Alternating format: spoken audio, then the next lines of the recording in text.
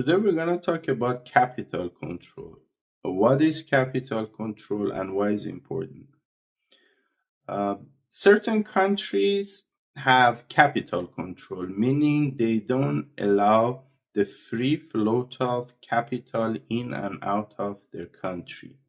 There are certain restrictions that they don't allow capital freely to move in and especially out of their country. Why this is a factor to determine the free being a country be free market economy or not? Because in a promotion of free market economy, the US ask other countries to don't have capital control. I'm going to explain why not having capital control might be beneficial for certain countries, but not for all countries, and why capital control is always beneficial for the American economy because the US could print the global currency, the world reserve currency, and by having this power, not having capital control allows those capital that are outside of the US freely come to the US. But this is not the same for other countries. Other countries, they only print their own local currency.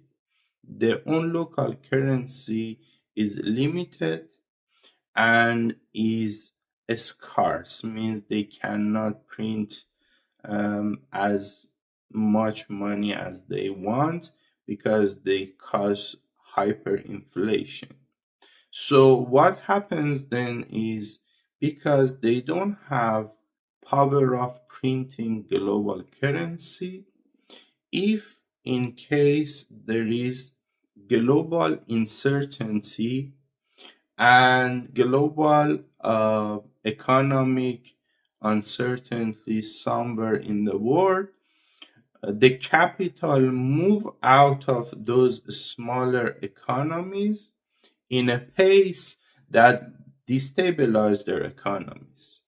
So if those countries that have smaller economies, like global south countries as they call it, if those countries don't have capital control, they be prone to financial attack. It means many investors suddenly take out their money and the capital flow in a rate that destabilizes the economy.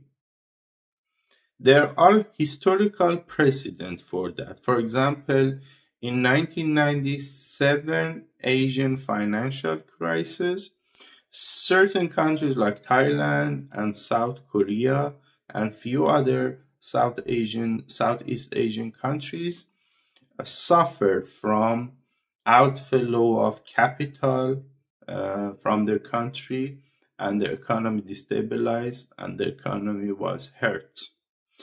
But certain countries did not accept or did not listen to the advice of American economic elites that you need to not have capital control.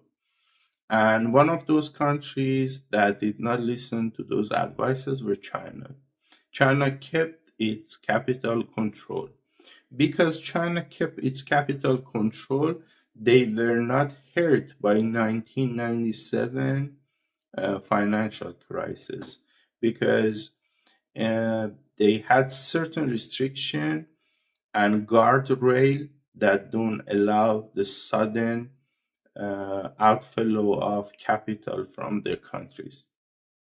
Why this is important for different economies to know, and why this is exactly like the previous subject that we talked about in the previous video, why free market economy may be good for the US, but not necessarily good for other countries.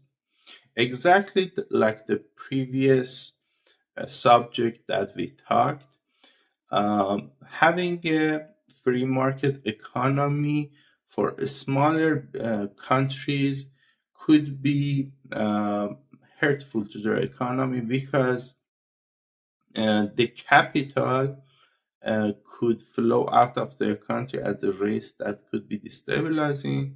At the same time, free market economy is good for the US because always want to create a situation that the capital, the dollar that is outside the US, flow back to the US, but is not necessarily the same for smaller countries.